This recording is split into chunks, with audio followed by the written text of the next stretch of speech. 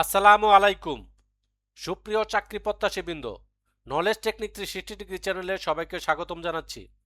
আপনাদের মধ্যে অনেকে চাকরি পরীক্ষার জন্য পড়ছেন, কিন্তু একটা সমস্যা থাকে, কি পড়ব, কিভাবে পড়ব, আর শর্টকাট কিভাবে ব্যবহার করব সেটা পরিষ্কার থাকে না। আজকের এই ডেমো ক্লাসে আমি দেখাবো কিভাবে কম সময়ে বেশি এমসিকিউ ঠিক করা যায়। প্রতিটি প্রশ্নের পেছনে একটা টেকনিক থাকে, অর্থাৎ ওই প্রশ্নের মধ্যেই আনসার লুকায়িত থাকে। আজকে আমরা সেই টেকনিকটাই আমি শেখাবো ইনশাল্লাহ। আজকের এই ক্লাসটা হয়তো ছোট, বাট আপনার ভবিষ্যৎ পরিবর্তনের শুরু এখান থেকেই হতে পারে। তার আগে বলে নিচ্ছি, আপনি যদি আমার চ্যানেলে নতুন হয়ে থাকেন, please click the subscribe button. আর যদি অলরেডি সাবস্ক্রাইব করে থাকেন, thank you so much. So কথা না বাড়িয়ে মূল আলোচনায় চলে যাই। কোশ্চেন নাম্বার 1, ওয়াই ম্যাক্স কোন স্ট্যান্ডার্ডের উপর ভিত্তি করে কাজ করে? প্রশ্নে কিন্তু বলা আছে উত্তরটা কি হবে, জাস্ট আমরা ক্লুটা এখান থেকে বের করে নিব। আমি যে আজকে থাম্বনেলে বলছি যে প্রশ্ন দেখার সাথে সাথে উত্তর, অর্থাৎ চোখের পলকেই আনসার করতে পারবো ইনশাল্লাহ। কিভাবে? যেমন ওয়াই ম্যাক্স, এখানে প্রথম অক্ষর শেষে হচ্ছে আই, তারপর এখানে শেষে আছে কি এক্স। এই আয়ের মান যদি আমরা 1, আই মানে 1, আর 6 লিখতে আমাদের কি লাগে, এক্স লাগে, তার মানে 6 এর মান কি, এক্স এর মান হচ্ছে 6। তার মানে এটার উত্তর হবে আই ট্রিপল ই 808, এটা 802, এটা কিন্তু একই থাকে, কিন্তু মানটা হচ্ছে এই শেষেরটা কোনটা থাকবে সেটাই হচ্ছে। এই টাইপের প্রশ্ন কিন্তু প্রায় সকল ধরনের পরীক্ষায় আসে। তাহলে এর মান কত হবে? 1 এক্স, এক্স মানে কত? 6, 16। সঠিক উত্তর হচ্ছে অপশন এ। কিভাবে? আই এর মান কত? 1, আর এক্স এর মান 6 কেন? যেহেতু 6 লিখতে শেষে কি লাগে, এক্স এক্স থাকে, সুতরাং এই জন্য এক্স এর মান কত আমরা 6 নিলাম। জাস্ট এটা মনে রাখার জন্য। কিভাবে আমরা মনে রাখবো? তাহলে এটা কিন্তু সব জায়গায় ঠিক আছে, আই ট্রিপল ই 808, কিন্তু এই মানটা হচ্ছে ভিন্ন। এই লাস্টের যে ডিজিটটা, এই ডিজিট দুইটা, এই দুইটাই ভিন্ন থাকে। এটা আমরা অনেক সময় কি আমরা এটা গুলিয়ে ফেলি যে এটা আনসার কোনটা হবে। জাস্ট মনে রাখার জন্য আমরা এই ক্লুটা ইউজ করতে পারি। ওয়াই ম্যাক্স কোন স্ট্যান্ডার্ডের উপর ভিত্তি করে কাজ করে? সেম কোশ্চেন, এটা আই ট্রিপল ই 802, সেম একই, কিন্তু আয়ের মান কত ছিলাম? 1, তাহলে এখানে আয় আছে শেষে, তাহলে কত হবে? 1। তাহলে আয়ের মান যদি 1 হয়, আরেকটা আয়ের মান 1, তাহলে কত হলো? 1 1, তার মানে কত? 11। সঠিক উত্তর হচ্ছে অপশন বি। একেবারে পানির মতো সহজ। আমি মনে করি এই নিয়মটা বা এই শর্ট টেকনিকটা দেখলে একেবারে অন্তরে গেঁথে যাবে, সারা জীবনের সম্পদ হয়ে যাবে ইনশাল্লাহ। আর কখনো রিভিশন দেওয়ারও প্রয়োজন হবে না, বারবার রিভিশন দেওয়ার প্রয়োজন হবে না। এবং আমরা যে না বোঝার কারণে অনেক কিছু মুখস্থ করার ফলে আনফর্চুনেটলি মাইনাস মার্ক নিয়ে চলে আসি, আজকে থেকে এই মাইনাস মার্কের কোনো ভয় থাকবে না ইনশাল্লাহ। ব্লুটুথ কোন স্ট্যান্ডার্ড উপর ভিত্তি করে কাজ করে? সঠিক উত্তর হচ্ছে এটা কি? সঠিক উত্তর হবে যেমন আই ট্রিপল ই 80215। কিভাবে? ব্লুটুথ মানে ব্লু মানে কি নীল, আর টুথ মানে দাঁত। যেহেতু আমরা বলি টুথপেস্ট বা টুথব্রাশ, তার মানে কি দাঁত, ব্লু নীল। আর এখন দাঁত তো আমাদের থাকে সাদা, তাহলে নীল তো হওয়ার কথা না। নীল হওয়া মানে কি? অস্বাভাবিক আচরণ। মানে দাঁত নর্মালি থাকার কথা সাদা, কিন্তু হয়ে যাচ্ছে কি নীল। ব্লুটুথ মানে কি নীল। জাস্ট আমরা এটা কিভাবে মনে রাখবো? তাহলে দাঁত তো আমাদের অস্বাভাবিক আচরণ করতেছে, তার মানে কি একেবারেই পচা। 15, একেবারে মানে 1, 5, 5 পচা লিখতে আমার কত লাগে?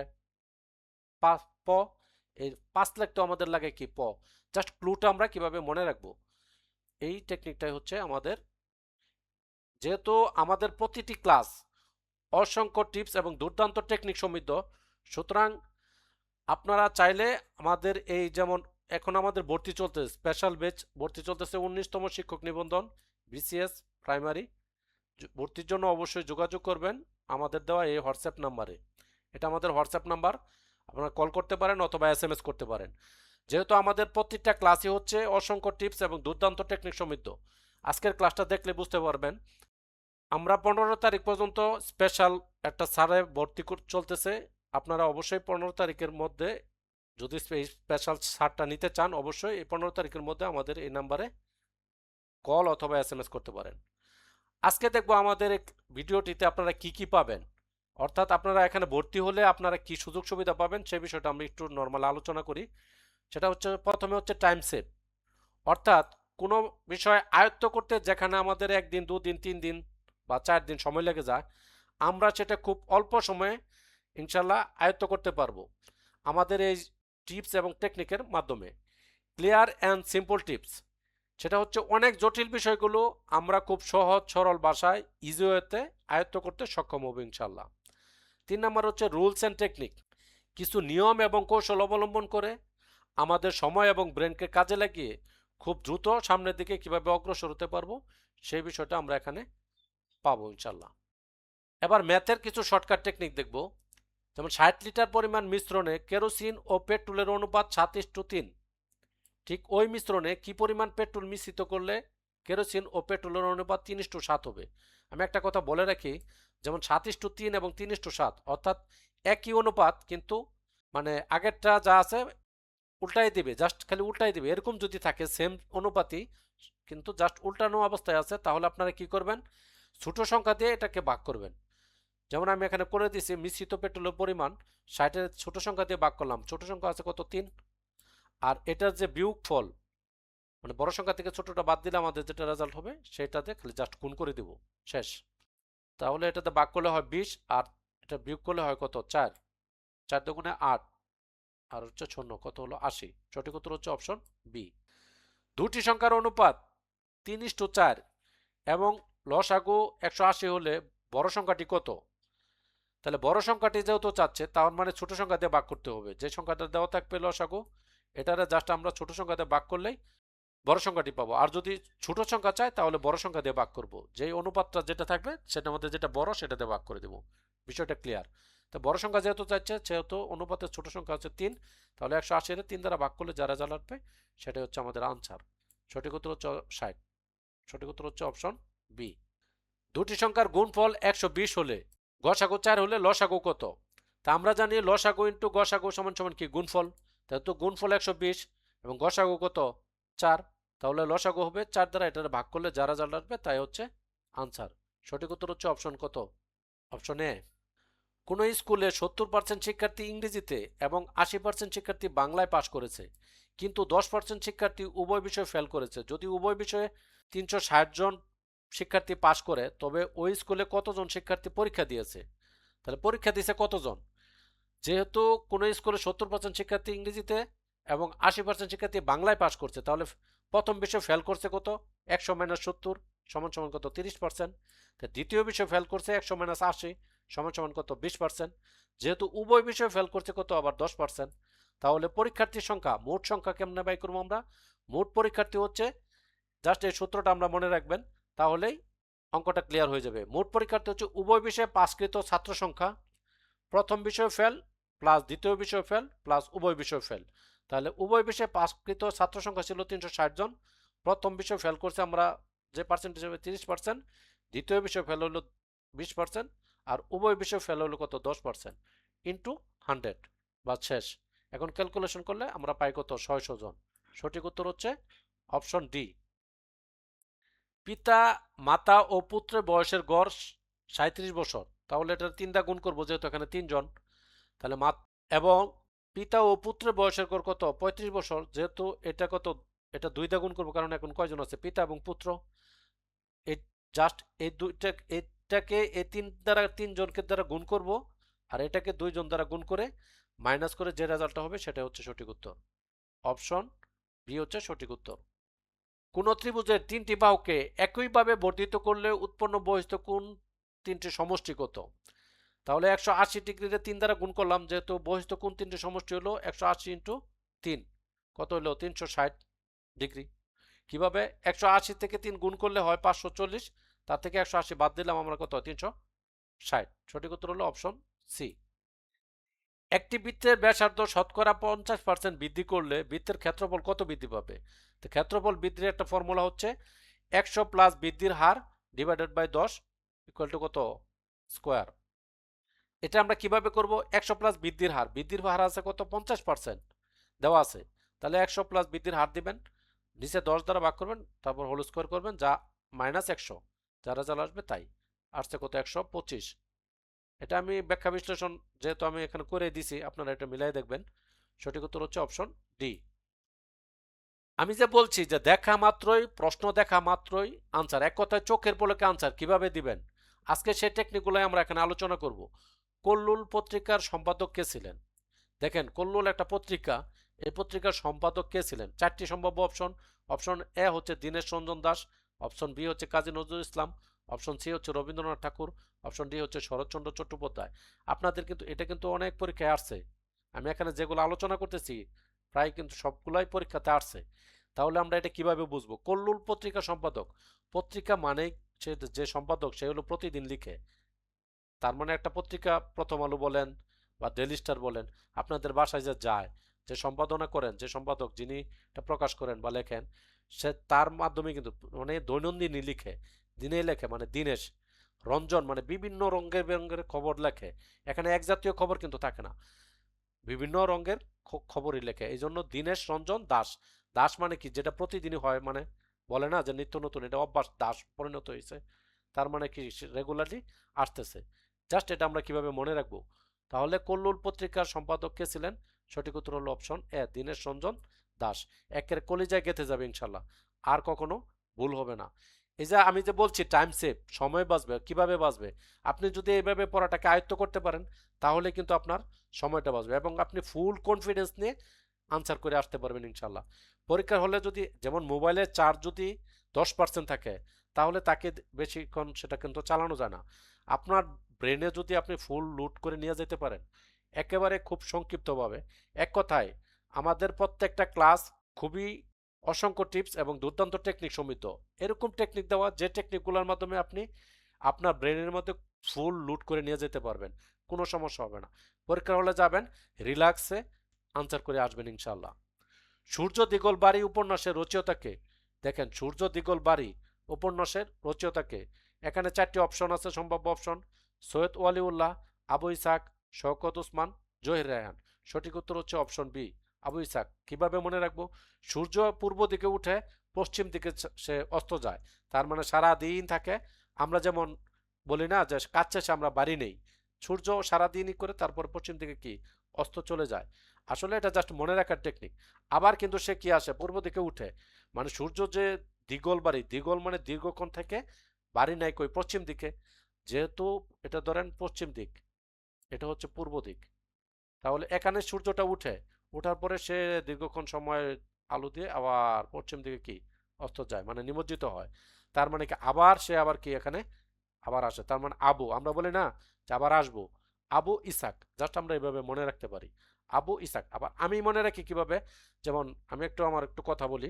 আমার বাড়ির ঘুম থেকে উঠে দেখি সূর্য পশ্চিম দিকে, আবার সন্ধ্যার সময় দেখি, না ঘুম থেকে উঠে দেখি সূর্য পূর্ব দিকে, সন্ধ্যার দিকে উঠে দেখি তো সূর্য কি পশ্চিম দিকে। তার মানে আমাদের বংশের কিছু লোক, মানে দুইজন লোক পশ্চিম দিকে বাড়ি করছে, একজনের নাম হচ্ছে আবুল, আরেকজন হচ্ছে ইসাক। আবুল হলো আমার বাইস্তার বাড়ি সেটা, আর ইসাক হলো আমার ভাই, চাচাতো ভাই।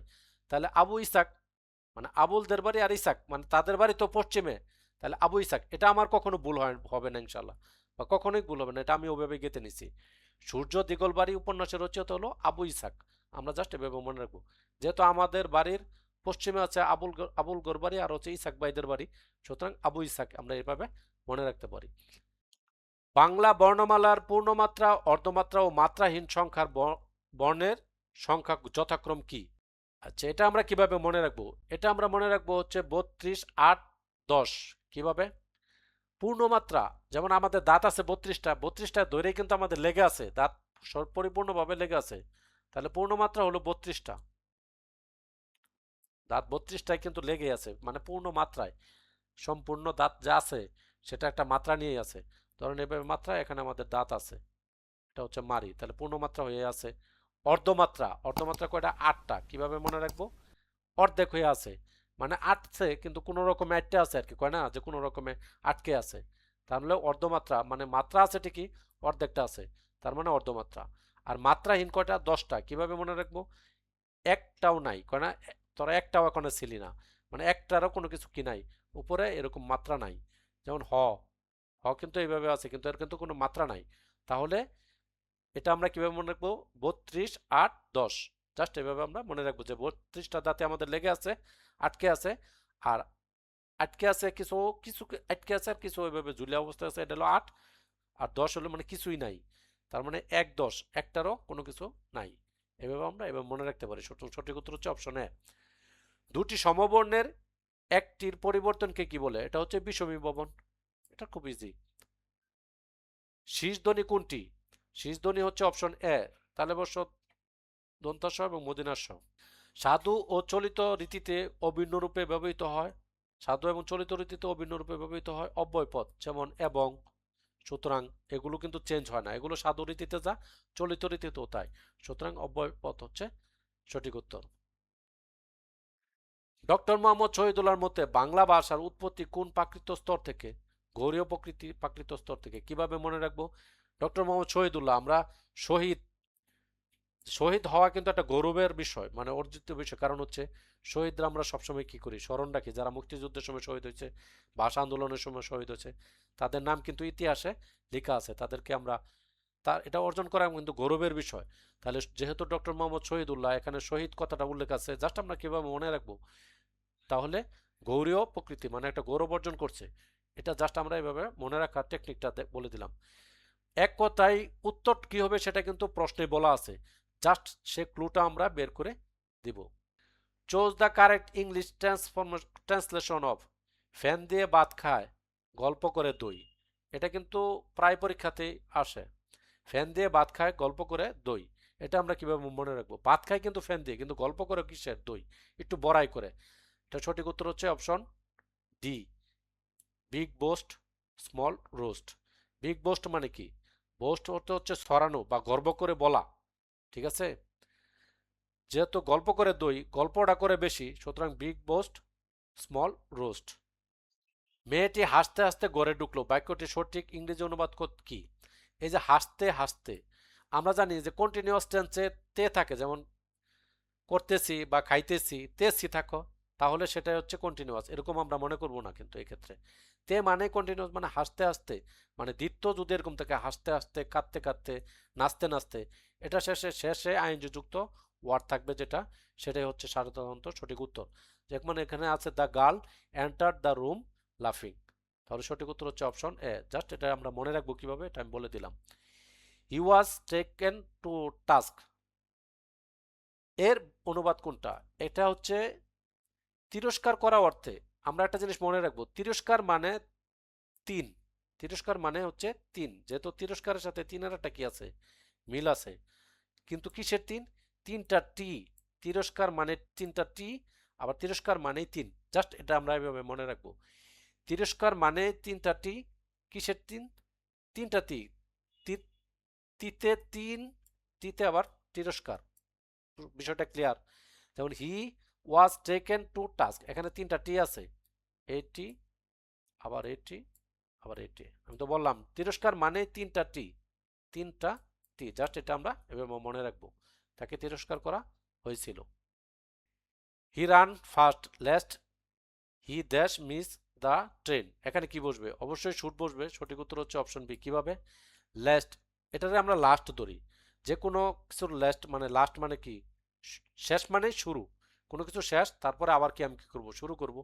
তাহলে এ লাস্ট মানে এ এলতে লাস্ট, আবার এস থেকে শুরু বোঝায়। জাস্ট আমরা এলতে লাস্ট, কিন্তু এটা লাস্ট ধরবো না, যেহেতু এলতে লাস্ট, আবার শুরু করতে গেলে এস থেকে আমরা শুরু।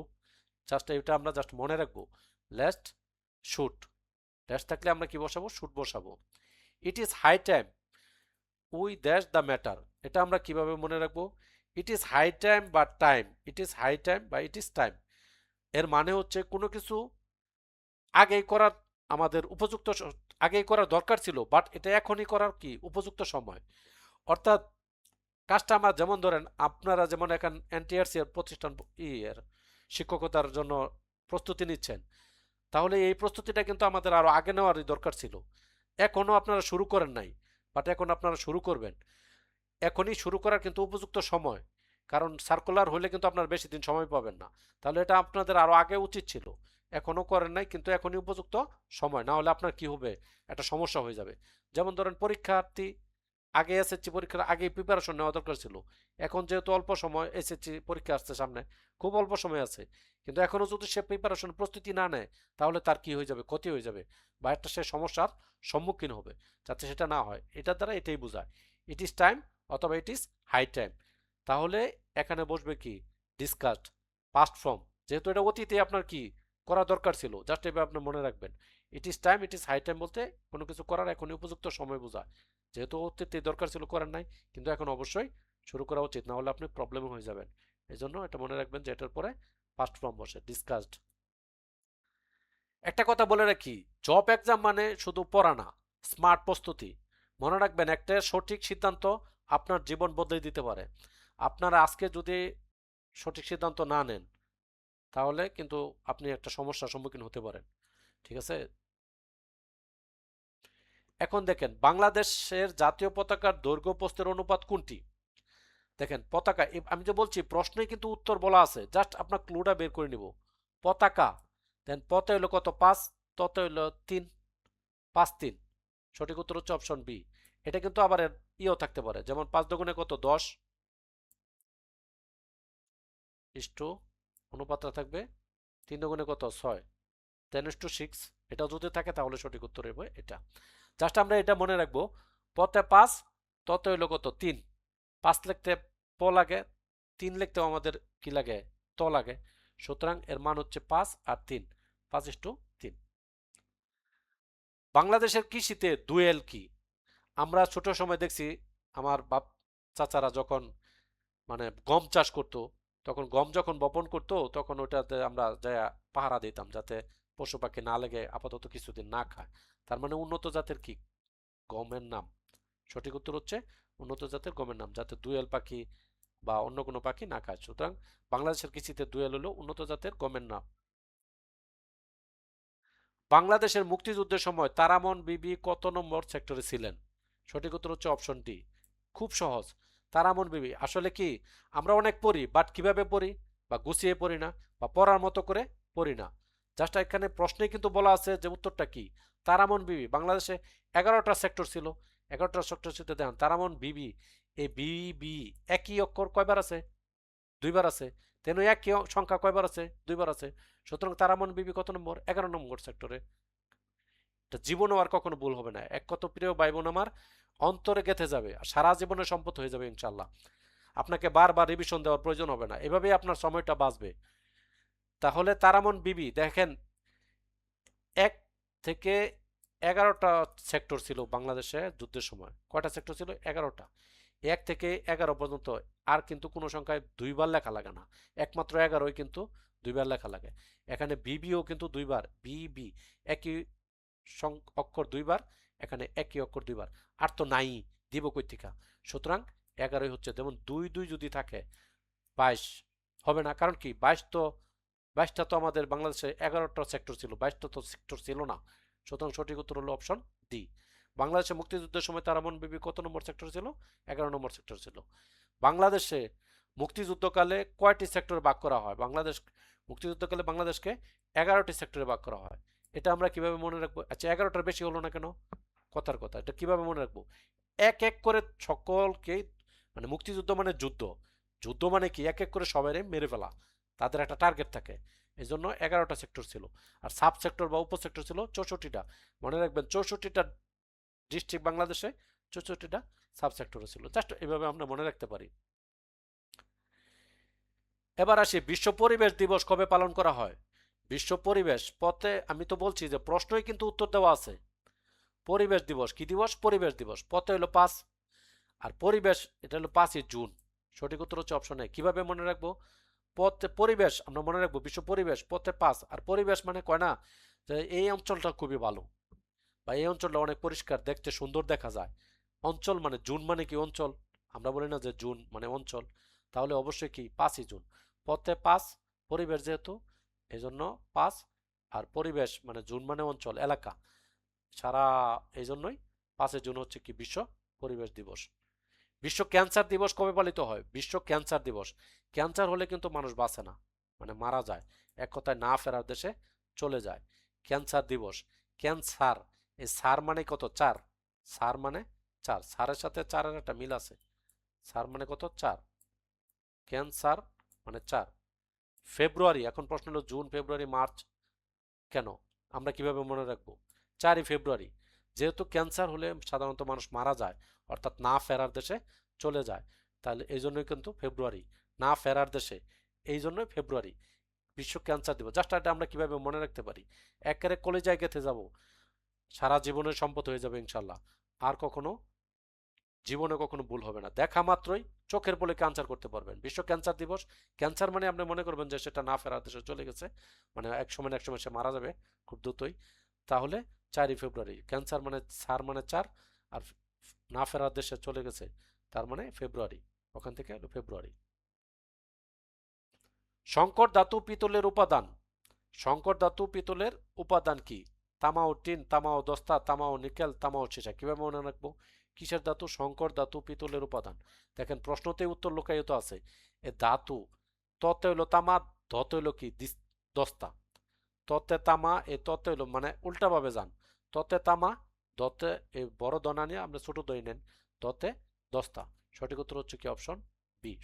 খুব ইজি। পরমাণুর নিউক্লিয়াসে কি কি থাকে? পরমাণুর নিউক্লিয়াসে কি কি থাকে? দেখেন 4টি সম্ভাব্য অপশন: নিউট্রন ও প্রোটন, ইলেকট্রন ও প্রোটন, নিউট্রন ও পজিট্রন, ইলেকট্রন ও পজিট্রন। কোনটা নেবেন আপনি? এটা কিন্তু অনেকেই মানে মনে থাকে না। জাস্ট আমরা কিভাবে মনে রাখবো? আমি তো বলছি প্রশ্নতে কিন্তু উত্তর দেওয়া থাকে। আপনি বিশ্বাস করবেন কিনা জানি না, বাংলাদেশে যত পরীক্ষা হয় তার মধ্যে 60%ই থাকে প্রশ্নের মধ্যে উত্তর লুকায়িত। 60%-এর মধ্যেই থাকে প্রশ্নের মধ্যে উত্তর লুকায়িত। সেটা কিভাবে আমরা বলছি তো, প্রত্যেকটা ক্লাসে আমাদের অসংখ্য টিপস এবং দুর্দান্ত টেকনিক সমৃদ্ধ। দেখেন এটা আমরা কিভাবে মনে করি। নিউক্লিয়াস, নিউ মানে কি? নতুন। কোনো জিনিস নতুন কি সবসময় থাকে? আপনি একটা নতুন শার্ট কিনছেন, এটা পুরাতন হবেই। তার মানে নিউটন ও প্রোটন। নিউ মানে নতুন, আর প্রো মানে কি? পুরাতন। এখন আপনি বলতে পারেন যে নিউটন আর পজিটন নতুন নিতে পারেন না। নিউ মানে নতুন, ঠিক আছে। পথে কি এরকম বোঝায়? পুরাতনের মধ্যে পজিটন, এটা হয় না। প্রুটন মানে পুরাতন, এটার সাথে এটা মিল আছে। তার মানে অপশন এ হচ্ছে সঠিক উত্তর, নিউটন ও প্রোটন। সো এই ছিল আমার আজকের টিউটোরিয়াল। যারা আমাদের এই যেহেতু 15 তারিখ পর্যন্ত একটা বিশেষ সারে ভর্তি চলছে, আপনারা অবশ্যই ভর্তির জন্য যোগাযোগ করতে পারেন আমাদের দেওয়া এই হোয়াটসঅ্যাপ নাম্বারে 01, এটা এই নাম্বারটা আপনারা স্ক্রিনশট দিয়ে রাখতে পারেন, অথবা আমার এই নাম্বারে কল অথবা SMS করতে পারেন। সো এই ছিল আজকের টিউটোরিয়াল। দেখতে থাকুন নলেজ টেকনিক 360 ডিগ্রি চ্যানেল। দেখা হবে নতুন কোনো এপিসোডে। আলোচনা হবে পিছিয়ে থাকা বিষয়গুলো নিয়ে। ততদিন সবাই সুস্থ থাকেন, ভালো থাকেন। আসসালামু আলাইকুম।